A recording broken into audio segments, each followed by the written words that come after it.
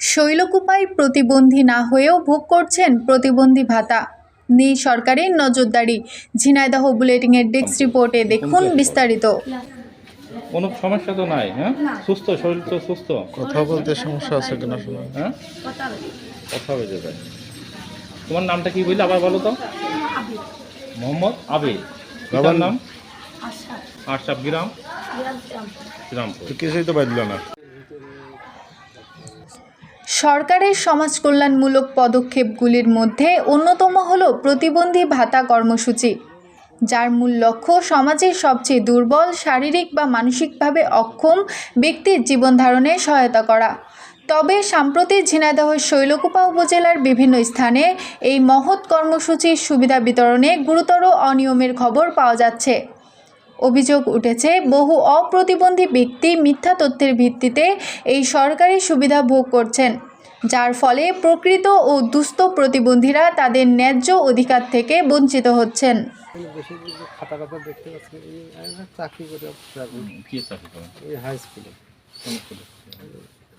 MP ভক্ত দাদা শ্বশুরের নামে স্কুল, তাই চাকরি হয়েছে। তা না হলে কার নাকি হয়ে গেছে, ওই আমার এক কাকির কাছে আছে। কোন কাকি? পয়সা আছে নাকি? না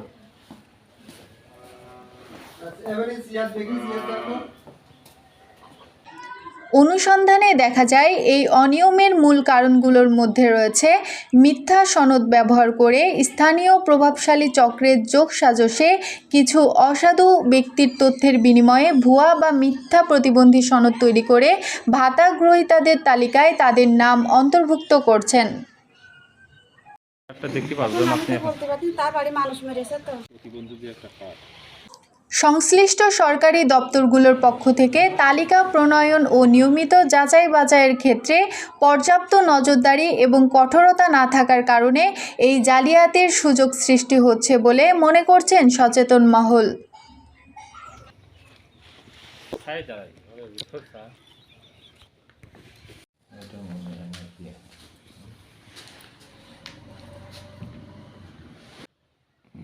এই যে আপনার নামটা কি? মোহাম্মদ শিহাবুদ্দিন। আপনি মাতার নাম কি? আসিরুন্নেসা। আসিরুন্নেসা। পিতার নাম? হাজী নাজিমুদ্দিন বিশ্বাস। হাজী নাজিমুদ্দিন বিশ্বাস। আপনি যে কার্ডটা পাচ্ছেন এটা কি কার্ড বলে জানেন? প্রতিবন্ধী কার্ড। প্রতিবন্ধী কার্ড। হ্যাঁ, আপনি কোন সমস্যা কোনটা? আপনি পায় না হাতে? হাতে পায়ের হাড় কেটে হাতে লাগান। হাতে ওটা কি হাতে কি সমস্যা হয়েছিল? হাতে যে ক্যান্সারের ক্যান্সার হয়েছিল। হ্যাঁ, ক্যান্সার হওয়ার পর কি আপনি কি অপারেশন করছেন? হ্যাঁ। হ্যাঁ, কতদিন আগে অপারেশন করছেন? কোনো জন্মগত প্রতিবন্ধী না, তার মানে আপনি ক্যান্সার হয়েছিল সেই হাড় কেটে ফেলাই দিয়ে পায়ের হাড় কেটে এখানে ছয় দিয়ে হাড় লাগাইনি, এই জন্যই হাতের দুর্বলতার কারণে। মূলত আপনি কোনো প্রতিবন্ধী না, জন্মগত প্রতিবন্ধী না। করাই দিছিল কে? এই কার্ডটা কে করাইছিল? কে করাই দিছিল? আমি শৈলকুপা অফিসে গেছিলাম। অফিসে যে হারুন ভাইটা, আপনি হারুন গেছি। হারুন ছিল আমার এই এলাকার, মানে নাম কি? কার থেকে করাইছেন? কার সাথে করে গেছিলেন? গেছিলাম কার সাথে? হ্যাঁ, গেছিলাম আমার গ্রামের এক মহিলা আছে। কি নাম? ওই মহিলা নিয়ে করে দিল। কয় টাকা? এই কার্ড পেতে কত টাকা খরচ হয়েছে আপনি? 2000 টাকার মতো মহিলার কাছে খরচ বাবদ। তার মানে মহিলা কত 2000 দিন, তাহলে অল্প একটু। এই অনিয়মের সবচেয়ে মারাত্মক পরিণতি হলো, যে সকল অসহায় প্রতিবন্ধী ব্যক্তির এই ভাতাটি জীবন ধারণের জন্য অপরিহার্য, তারা দীর্ঘ অপেক্ষার পরেও এই সুবিধা পাচ্ছেন না। সরকারের সীমিত বরাদ্দ অযোগ্য ব্যক্তিদের পকেটে চলে যাওয়ায় প্রকৃত সুবিধাভোগীদের সংখ্যা কমে যাচ্ছে এবং তাদের অর্থনৈতিক দুর্দশা আরও বাড়ছে। এটি সরকারের জনকল্যাণমূলক ভাবমূর্তিকেও গুরুতরভাবে ক্ষতিগ্রস্ত করছে।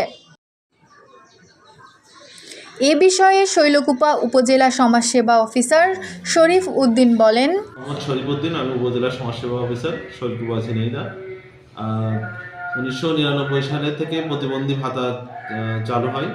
এই 99 সালের পর থেকে 2013 সালে প্রতিবন্ধী ব্যক্তির অধিকার ও সুরক্ষা আইন তৈরি হয়। 13 সালে আইন তৈরি হলেও আইনটা মূলত আমাদের হাতে 15 সালের দিকে আসে।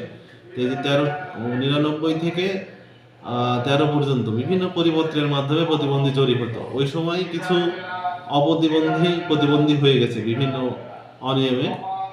15 সালের পর থেকে আর এটা হয়নি। তবে এখন যেটা সমস্যা দেখা দিচ্ছে। এখন দেখা যাচ্ছে যে কানে শোনে না বা মুখে কথা বলতে পারে না, এটাই ওই আর ইএনটি ডাক্তারের আমরা প্রত্যয়ন নিয়ে আসতে পারি সরকারি হাসপাতালে, ঝিনাইদহ অথবা কুষ্টিয়ার সরকারি হাসপাতালে। তখন ইএনটি ডাক্তার যখন কানের পরীক্ষা করতে পাঠান, তখন ক্লিনিকগুলো কিছু টাকা পয়সা খেয়ে বা অসৎ উপায় অবলম্বন করে লিখে দেয় যে লেফট ইয়ার হিয়ারিং লস বা রাইট ইয়ার হিয়ারিং লস, অথচ সে ব্যক্তি দেখা যাচ্ছে কানে শোনে। এই রিপোর্ট দেখে আবার ইএনটি ডাক্তার লিখে দেয় যে তার কানে সমস্যা আছে, লিখে দিলে তখন আমাদের এই ডাক্তার আবার রিপোর্টের প্রেক্ষিতে তাকে প্রতিবন্ধী দিয়ে দিচ্ছে।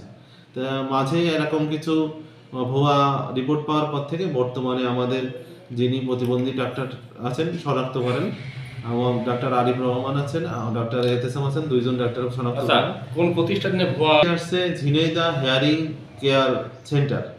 হেয়ারিং কেয়ার সেন্টার এদেরকে আমরা ফোনে অবহিত করছি, সরেজমিনেও আমি যে অনুরোধ করছি যে কানে না শুনলে তারা যেন এটা না লেখে।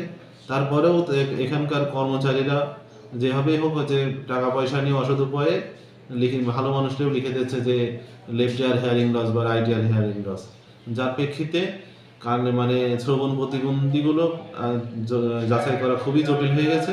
এখন ডাক্তাররা শ্রবণ প্রতিবন্ধী দেওয়াই বন্ধ করে দিয়েছে, মানে রিপোর্ট থাকলেও দিতেছে না, যে কারণে রিস্ক হয়ে যাচ্ছে বলে গত 2-3 মাস ডাক্তাররা রিপোর্ট থাকলেও দিতেছে না। আরো প্রতিবন্ধীরা সেক্ষেত্রে একটু বঞ্চিত হচ্ছে। তারপরে আমাদের সমাজকর্মীর মাধ্যমে আমরা বাড়ি বাড়ি যাচাই করাচ্ছি, বাড়ি বাড়ি যাচাই করে প্রতিবেশীদের কাছ থেকে শুনে যে প্রতিবেশীরা যদি বলে যে না আসলেই সে কানে শোনে না, তখন ডাক্তারকে বললে ডাক্তার আবার স্বাক্ষর দিতেছে। তাছাড়া ডাক্তার এখন ওই রিপোর্ট দেখে আর স্বাক্ষর দিতেছে। পূর্বে যেগুলো হয়ে গেছে মোটামুটি পূর্বে যেগুলো হয়ে গেছে এমন যদি আমাদের অবহিত মানে আমাদের নলেজে আসে, অবশ্যই সেটা আবার পুনরায় আমরা জরিপ করে বাতিল করব। কারণ বাতিল করার একটা প্রক্রিয়া আছে কি, ওই ব্যক্তিকে পুনরায় আবার ডাক্তারের সামনে নিয়ে এসে তার মেডিকেল রিপোর্ট উপস্থাপন করে সে যদি যথাযথ প্রমাণ না দিতে পারে আমরা অবশ্যই বাতিল করবো এটা।